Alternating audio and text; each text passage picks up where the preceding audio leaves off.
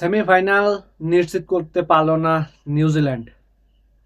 Will Jacks নিউজিল্যান্ডকে ফেলে দিল 1-8 সমীকরণে।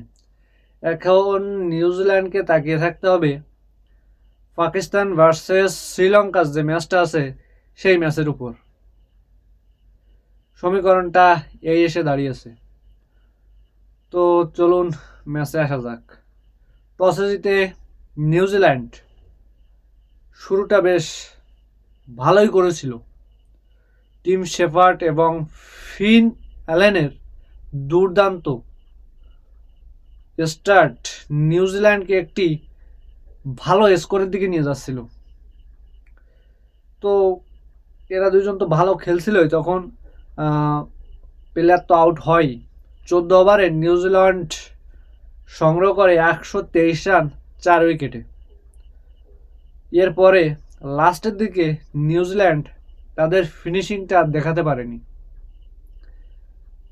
লাস্টের 6 ওভারে তাদের সংগ্রহ মাত্র 36 রান। এই সংগ্রহ তাদের স্কোর দাঁড়ায় 159 রান 7 উইকেটে। যেহেতু আজকে তাদের সেমিফাইনালের ম্যাচ, তো তাদেরকে একটু তাদের বেস্টটা দিয়ে খেলতে হবে। সেই চিন্তাভাবনা করে নেমেছিল নিউজিল্যান্ড বল করতে, এবং সেকেন্ড ইনিংসে তারা সেটা দেখিয়েও দিয়েছিল। সেকেন্ড ইনিংসে ইংল্যান্ড ব্যাট করতে নেমেই বড় ধাক্কা খায়। দুটো উইকেট তারা কিন্তু নিমেষের মধ্যেই ফেলে দেয়। ফিল সল্ট এবং জস বাটলারকে 2 রানে তাদেরকে প্যাভিলিয়নে ফাটিয়ে দেয়। কিন্তু দলটার নাম ইংল্যান্ড সেই শুরু থেকে গ্রুপ স্টেজ থেকেই তাদের লড়াকু মন মানসিকতাটা দেখে আসছি আমরা। নেপালের সঙ্গে, শ্রীলঙ্কার সঙ্গে, পাকিস্তানের সঙ্গে সব জায়গায় তাদের এই মনোভাবটা লক্ষ্য করা গেছে। এরপর বেটলি এবং হ্যারি ব্রুক 48 রানের একটা সুন্দর পার্টনারশিপ তৈরি করে গেমটা ধরতে, কিন্তু তারা বেশি দূর নিয়ে যেতে পারে নাই। 58 রানে 4 উইকেট হারিয়ে ইংল্যান্ড তখন একটা চাপের ভিতর ছিল। এরপর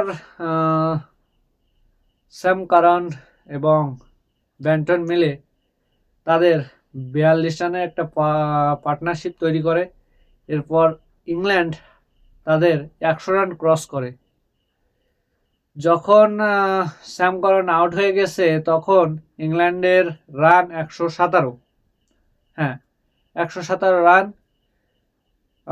লাস্টের দিকে 3 ওভার 3 বল হাতে থাকতে ইংল্যান্ডের তখন 43 রান লাগে জিততে। অনেক বেশি রান।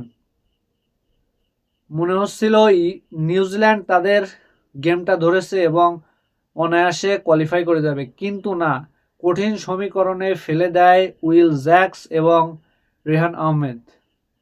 লাস্টের দিকে উইল জ্যাক্সের ফিনিশ এবং রেহান আহমেদের ফিনিশটা সত্যি দুর্দান্ত ছিল। উইল জ্যাক্স 18 বলে 32 আর রেহান আহমেদ 7 বলে 19 রান। দুর্দান্ত পারফরমেন্সের মাধ্যমে ইংল্যান্ডকে 4 উইকেটে জিততে বাধ্য করে এবং নিউজিল্যান্ডকে ফেলে দেয় একটা কঠিন সমীকরণে। তো ভিডিওটা কেমন লাগলো কমেন্টে জানাবেন, আর অবশ্যই সাবস্ক্রাইব করতে ভুলবেন না।